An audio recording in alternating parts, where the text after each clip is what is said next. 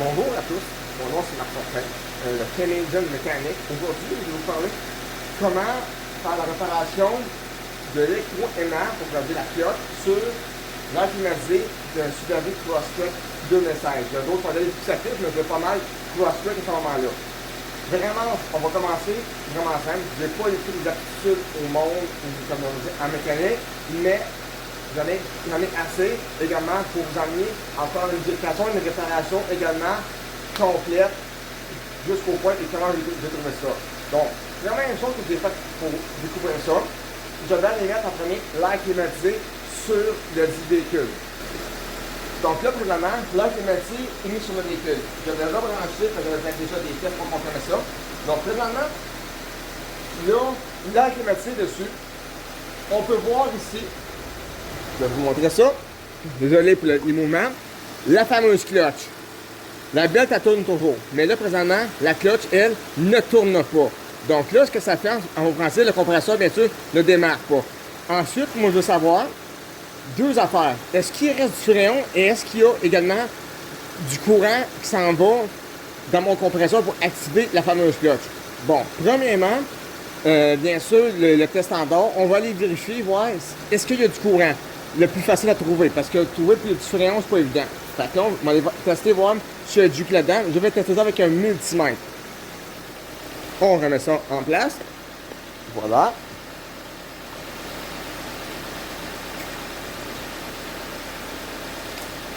Donc, pour mes tests, il y a plusieurs sortes de multimètres qu'on peut utiliser.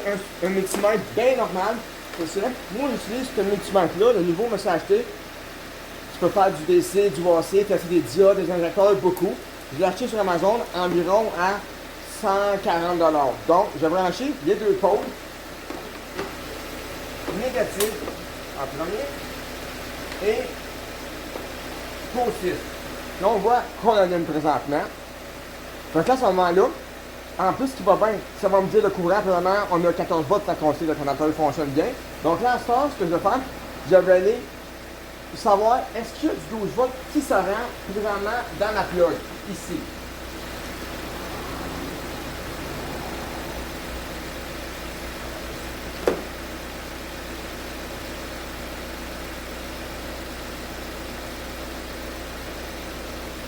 Hein?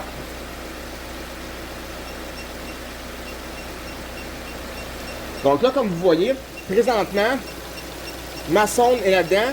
Et ça m'indique comme quoi j'ai 14 volts. Donc là, il y a du jus qui se rendrait là-dedans. S'il n'y aurait pas de jus qui se rendrait là-dedans, là, je pourrais dire c'est peut-être la fusible là-dedans ou même le relais que justement, il aurait sauté. Donc là, pour une certaine raison, compresseur, ça peut être une multitude de raisons. Mais là, présentement, je sais que là, j'ai mon 12 volts qui se rend présentement là-dedans. Donc là, je peux quand même éliminer cette théorie-là. Donc, à ce temps, je veux savoir, est-ce qu'il y a du fréon dedans? Parce que des fois, si il n'y a plus de fréon, la fameuse switch qui va détecter mon fréon, elle va dire non. Bon, la vient de tomber. Fait que là, à ce temps, je vais mettre un cadran dessus pour confirmer qu'il y a bel et bien du fréon. Bon, positionner.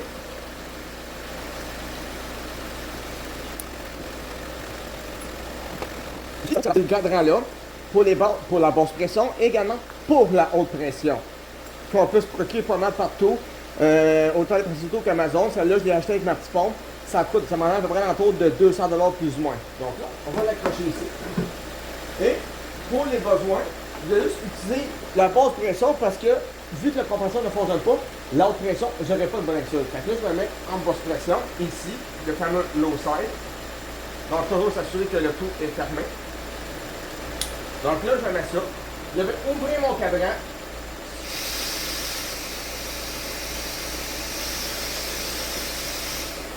Oh. Je vais faire ces doigts en premier. Regardez. Ça, c'est mon receiver.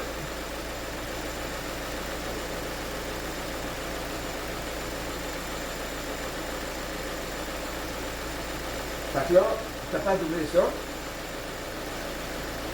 Voilà.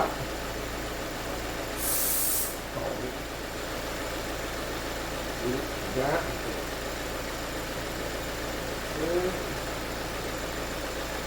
Oh boy.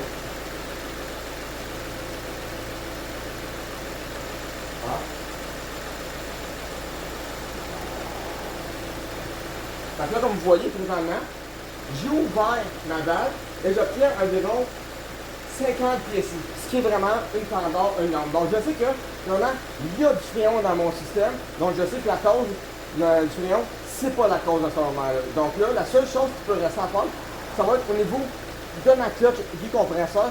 C'est là justement qu'on va aller voir ça. Donc là, j'ai fermé le tout. Ouais. Et voilà.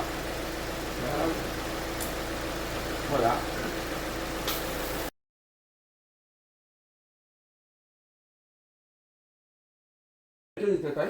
Donc, on va se rendre à notre beau petit compresseur ici. Pas tout compris. Ça va prendre une petite 10. Je vais juste faire une petite pause pour l'instant. Enlever notre beau petit couvert ici.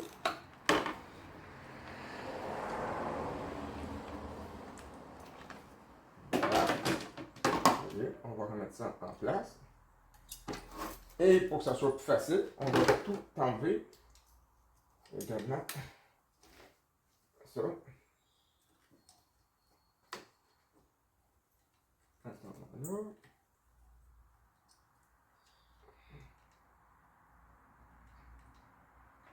Si ça avait manqué de fréon, il y aurait pu avoir une fuite à ce moment-là. Donc là, c'est pas l'idéal. Là, rendu là, tu peux acheter une canette qui vend à l'intérieur et avec le petit kit de remplissage, tu le remplis et tu essaies de voir avec des fameux colorants dedans. C'est pas idéal, mais tu peux voir à ce moment-là, elle serait où la situation fuite, puis de là, ça serait une autre vidéo pour aller comprendre. Bon, comment remplacer ça la pièce. Tout dépendamment, c'est une hausse, ça serait-tu le condensateur ou autre, mais je me assume pas assez qualifié pour faire ce genre de réparation ou on pourrait dire diagnostic. Ça reste encore un peu trop testé. Bon. On enlève ça. Puis de cette façon-là, à ce que je fais, on ne touche pas du tout au fréon. On va se rester à la base. Donc là, ensuite, j'ai enlevé la tension sur ma belle petite courroie. Donc, 14.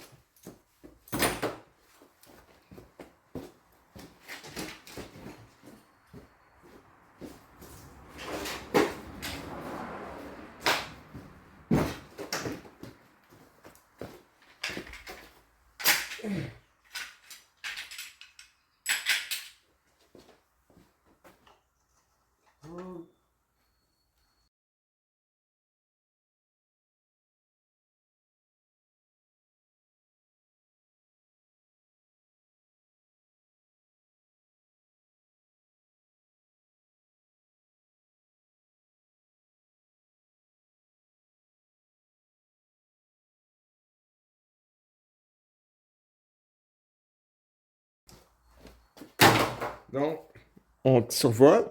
Donc, comme vous voyez, on va avoir une boîte là, un autre là, puis il y en a deux autres en cours de ça, en avant, qui sont un petit peu dissimulés. Toutes en 14 mm. Là, on va se mettre comme ça. De même.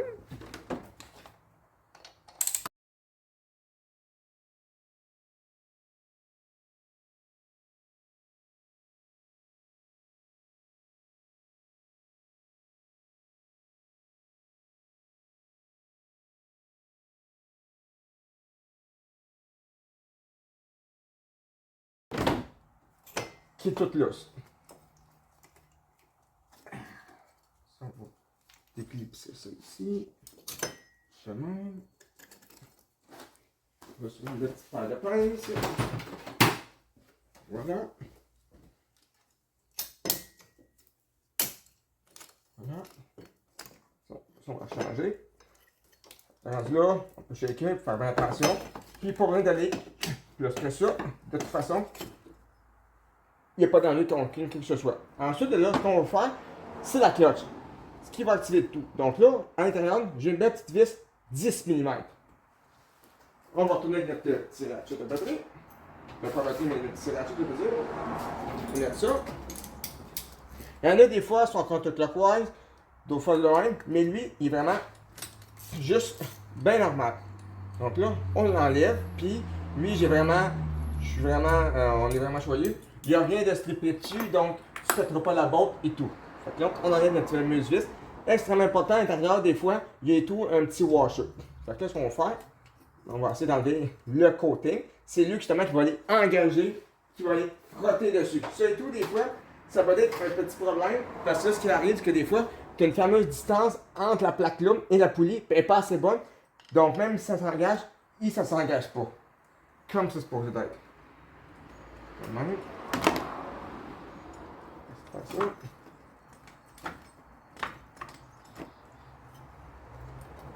Voilà. Voilà. Voilà, parfait. Vous voyez, c'est démonté et c'est enlevé. Là, bon, là, j'ai bien sûr.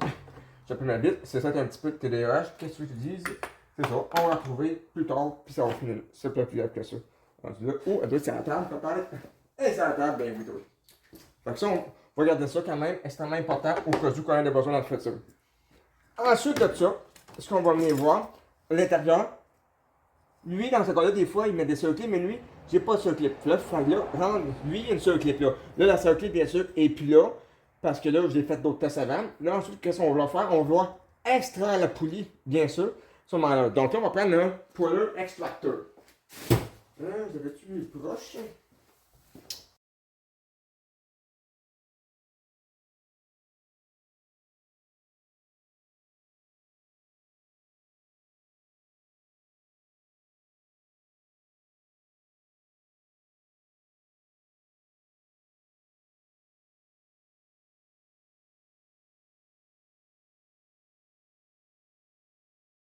Ça fait ça. Voilà. Ça, vous entendez ça, un beau son qu'on va entendre. Là, premièrement, on va extraire la poulie. Quand on chanceux, la poulie et le bearing viennent avec. Mais malheureusement, dans le cas, la poulie et il y a juste le bearing. Juste la poulie qui va venir seule et non pas le bearing. Malheureusement. Donc, plus grave, de toute façon, que vos kits encore là, tout vient inclus avec ça. Voilà. Donc là, on extrait la fameuse poulie. Ça, cette fameuse poulie-là, comme on dit, elle est tenue par ce bearing-là. Puis même le bearing, lui, tout, ça en est fatigué. Lui, la poulie, elle tourne tout le temps. Elle est activée par le moteur. Ce qui va tourner, ça va être vraiment le shaft du compresseur qui va faire activer, qui va être activé justement par la fameuse plaque-là, comme on peut voir là-dedans. Fait que là, dans ce là, c'est ça notre fameuse clutch. Là, pour ça, on veut tester comment ça que la clutch était rendue si fatiguée que ça. Donc là, qu'est-ce qu'on va faire à ce moment-là? On va venir se prendre sur un négatif de là. Puis on va venir utiliser le mode déplaçant.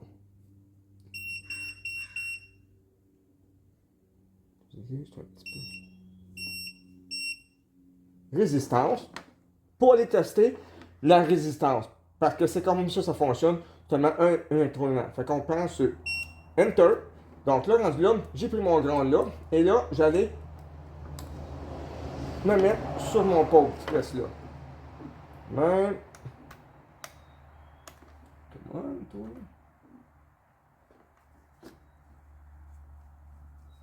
Bon. Il est pas beau.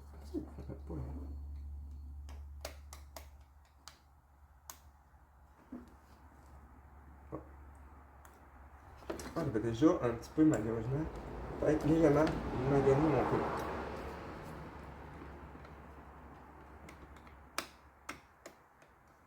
Bon.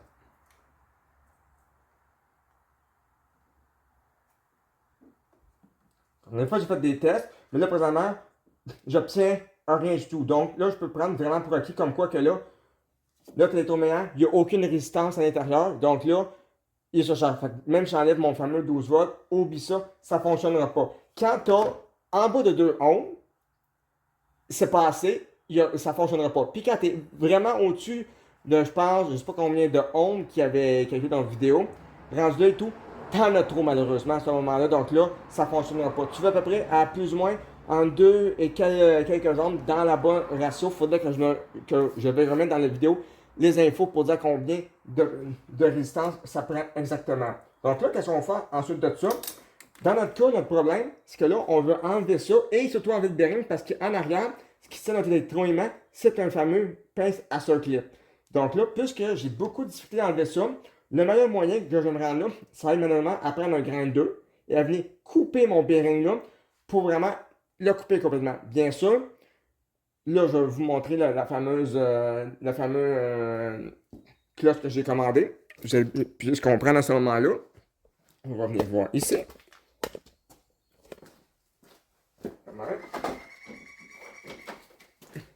Mon multimètre, au moins, il sera assez loin quand même à ce moment-là.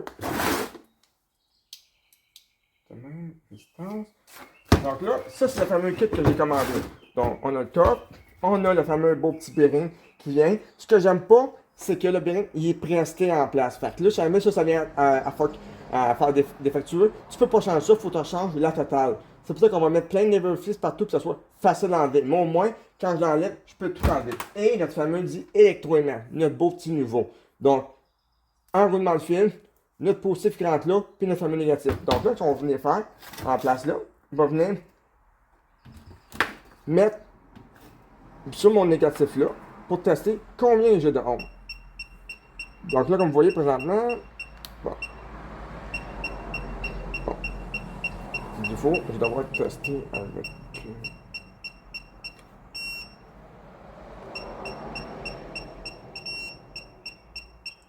Présentement, j'ai vraiment 9 ohms. Ce qui est bon, parce que je crois que c'est entre 9 et 14 ohms. Donc là, je sais, j'ai pas trop, mais j'ai assez de résistance quand même. Donc je sais que là, mon fameux bobine est correct. Je peux le tester, je l'assume. De même, mais ça teste. Fait qu'on voit que lui, là, c'est notre nouveau, puis il fonctionne bien. Donc là, ce qu'on fait ensuite de ça, ça vient également avec toute notre fameuse kékérie, nos snaprines et tout. Fait que là, en sachant ça, là, j'ai tout confirmé que, est-ce que tout fonctionne? Est-ce que c'est pareil comme l'original? Donc, on va retourner ça. Malgré les infos que j'ai trouvées et tout, parce que c'était assez piqué.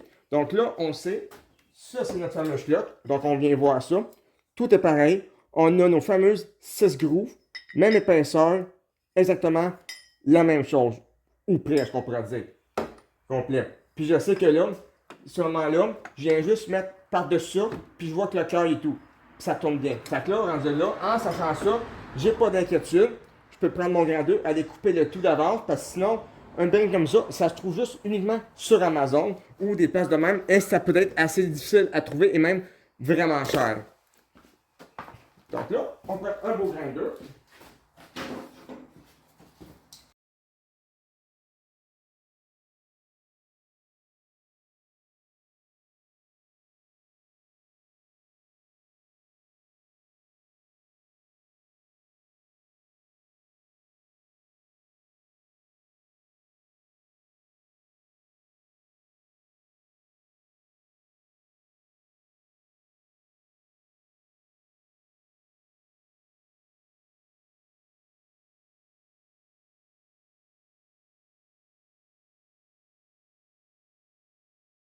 Là, comme vous pouvez le voir présentement, il y a une belle petite circlip dans le fin fond. C'est un peu dur à voir, désolé. C'est elle qui va retenir mon électroaimant dans le fond, comme du monde. C'est ça qu'on va vouloir enlever. Fait que là, si j'ai de la misère en cours de mon cœur, on va juste continuer à aller enlever le fameux cœur et tout enlever le tout. De la même façon.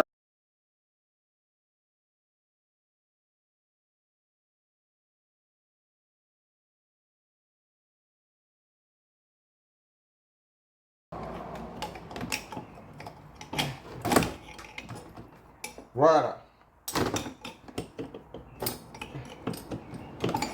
Le fameux cœur de notre fameux bérin, il est chaud. Fait comme tu vois, ce qu'il y a de particulier, c'est un rangé double, un peu comme les fameux bérins de roue. Donc lui, on n'a plus besoin de tout. Tout est arraché. Là, ensuite, en même temps, là, on va être rendu à pouvoir aller enlever notre fameux snap-ring du milieu. Fait qu'on va prendre notre petite pince, là, ça sera pas trop long.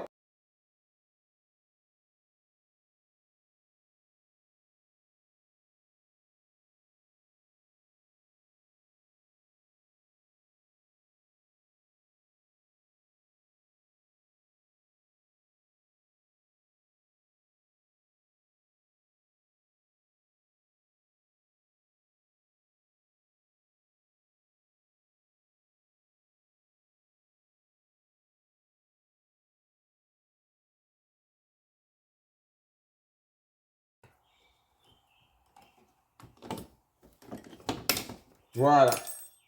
avec notre fameux circlip. Comme vous voyez, effectivement, j'étais un petit peu dur avec. Fait que là, à cette heure, on enlève notre fameux dit étoilement.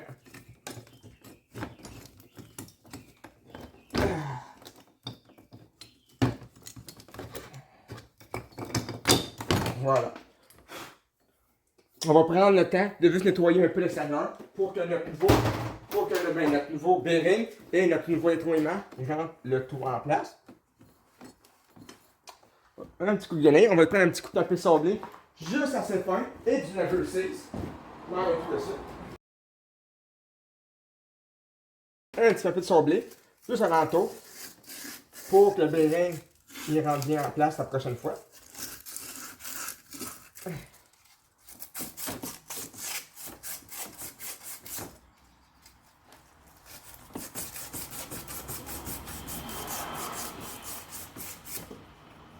Ah.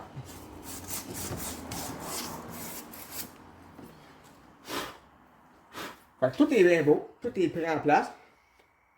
Vu que il y a des chances qu'on en ait dans le futur, j'utilise la belle petite pâte ballon. Désolé pour le nom. C'est la bête de l'anti-16 exprès pour pas qu'il y ait rien qui jamme.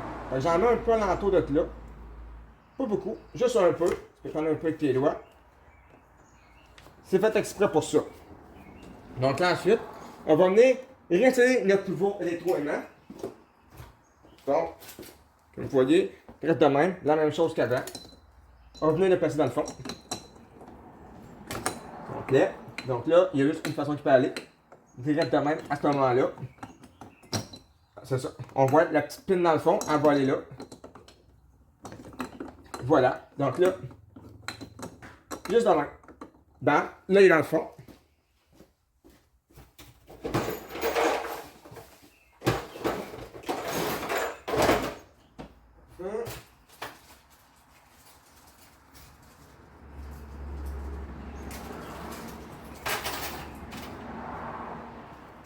Ensuite, on va prendre avec le kit qui vient avec notre nouvelle circlip.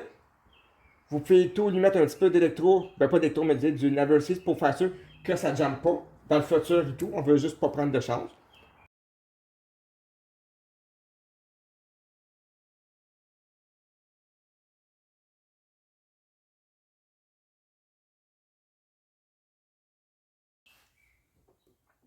Custom, on va se confirmer qu'il en manque un petit peu, que notre circlip tient bien en place pour pas qu'il y ait de la vibration tout le temps. Donc là, on va juste retasser notre circlip en place.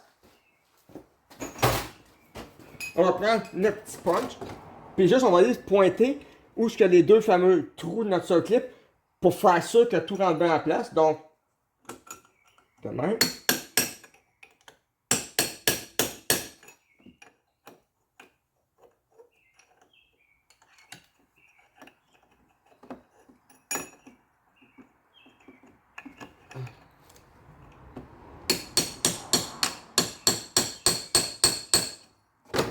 Donc là, comme vous voyez, une belle vidéo, une belle photo.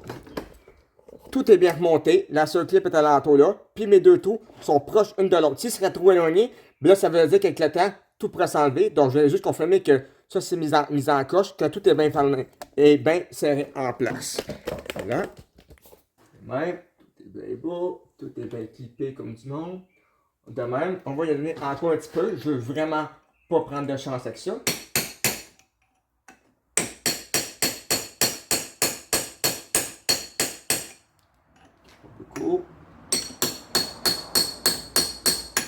Voilà. Là, on est bien serré en place.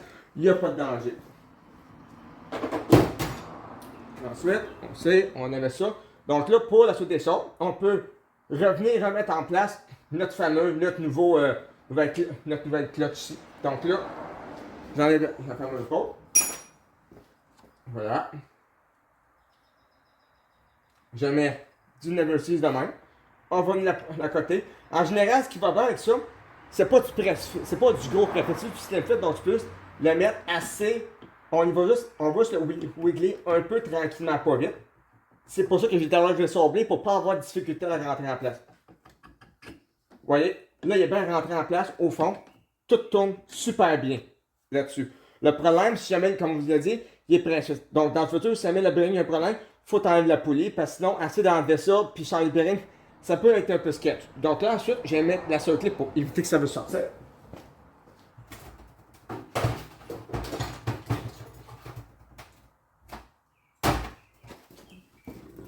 Pardon.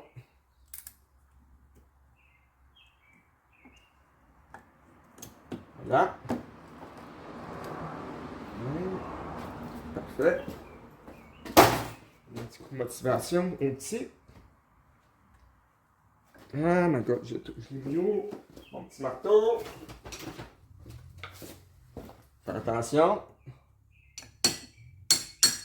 Voilà. Même chose, on voit encore là.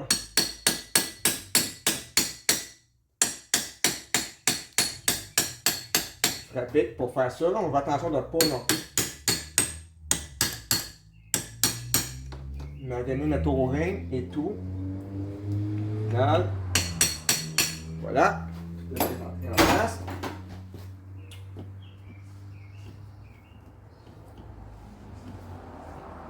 Tout est bien monté.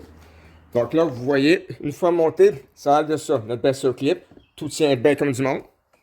Et c'est tout. Fait que là, on peut au cas où en donner un peu pour faire sûr que ça ne donne rien. Ça, c'est un petit peu genre mon petit côté de même.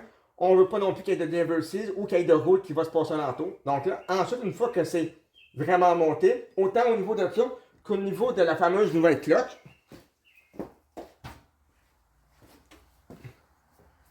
Là, ce qui peut arriver à ce moment-là, il va y avoir des washers qui viennent avec. On a des beaux petits shims. Comme vous voyez, ils sont là. Ces beaux petits shims-là sont assez minces. Eux autres, ils vont venir s'appuyer dans le fond-là pour donner un espace tout dépendamment parce que tu veux pas que ça soit trop loin, trop profond de ta cloche.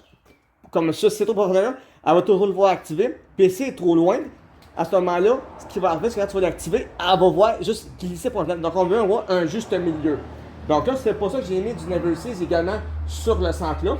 Comme ça, si jamais ça vient à jamais, j'aurai pas de difficulté à l'enlever puis il va pas tout casser. Donc là, on va venir voir ça.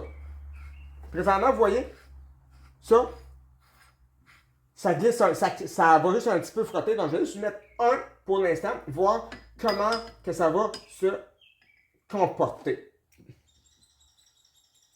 On veut pas vraiment que ça frotte là. Je suis capable de mettre ça. Ils ont-tu bien fait ça, ça aussi? Bon. Et Seigneur. Ben oui, puis il ne fait même pas en plus de ça. La belle affaire. Hein? Bon.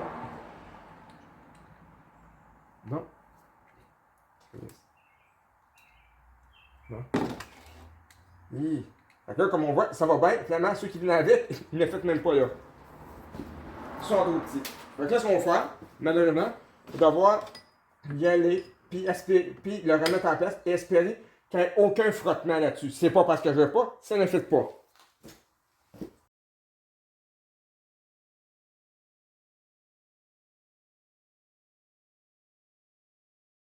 Une autre petite vis qui vient avec des nouveaux washers pour remplacer ça.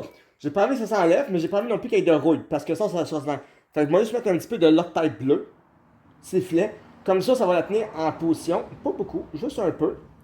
Ça va la tenir en position. Et de cette façon-là, ainsi, il n'y aura pas de danger dans le futur. La boîte, elle ne va pas s'enlever, juste avec un impact. Puis, il n'y aura pas de rouille non plus.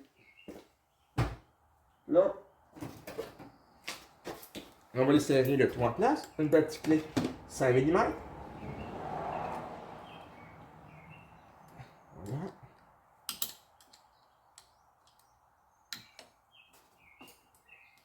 Ah. Ah. Donc, comme vous voyez, je vais devoir improviser. Puis là, présentement, mon problème, c'est que là, en cours de mi non-chim, ça colle déjà là-dessus, malheureusement. Vu qu'il y a trop d'espacement. Donc là, je devrais devoir trouver une façon de mettre ça. Sinon, je ne serais pas capable. Parce que dès que j'ai commencé à trop serrer ça, c'est là qu'on va devoir un peu improviser à ce moment-là, puisque nos chiens sont pas assez bons. Oh my god. Je vais pas louper là. On va mettre ça.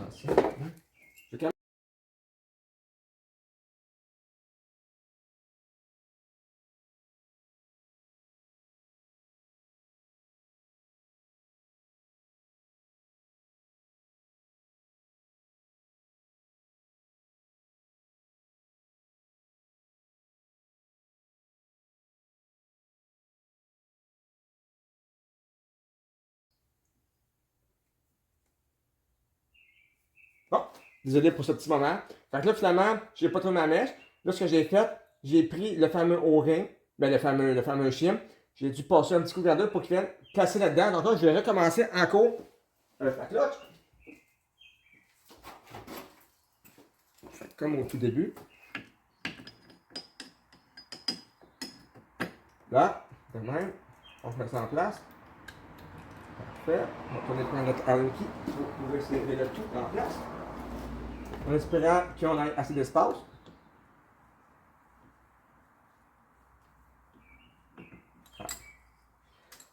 Pas encore malheureusement. Donc là, je vais devoir encore là rajouter un autre schéma encore. Là.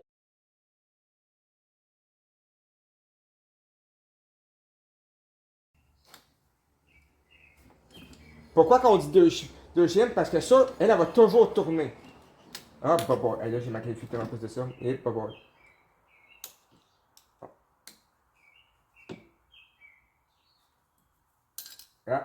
Là, comme vous voyez, il est juste limite. Il frotte un peu, mais juste limite. C'est ce qu'on veut. Puis là, la boîte est bien tight. Donc là, une fois que c'est fait, on enlève le tout en place.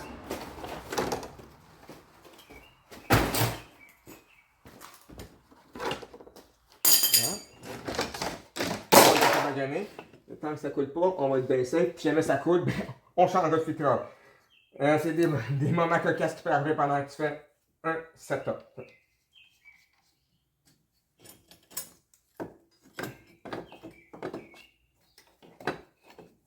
Ouais. Fait que là, on peut réinstaller le tout en place avec le nouveau.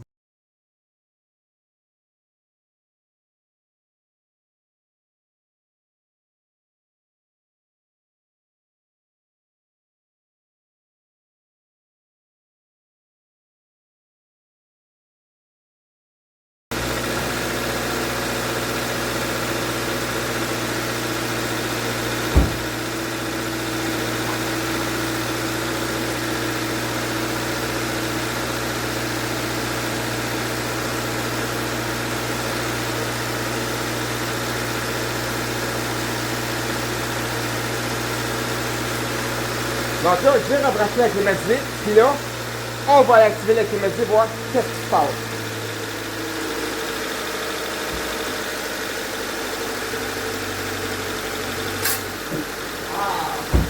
Et voilà! Fait, comme vous voyez, la climatisée est activée, notre cloche, elle se met à tourner, et puis de là, notre compresseur, ben là, il va commencer à fonctionner.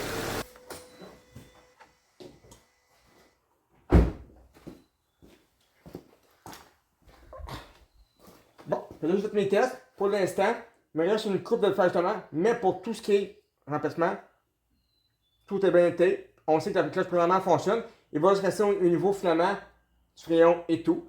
Je sais, pas parfait. Je connais pas vraiment tant ça, c'est sûr. Pour le restant, je vois d'autres mondes qui connaissent pas ça au niveau du crayon. Mais pour ce qui est de remplacement, au moins, tout est bien effectué. Pour la suite des choses, au pire, j'allais voir un garage ou quelqu'un qui est plus spécialisé dans le crayon parce que quand il y a du crayon autour de là, c'est nocif pour l'environnement et on peut dire pas légal, façon de parler. Quand c'est là.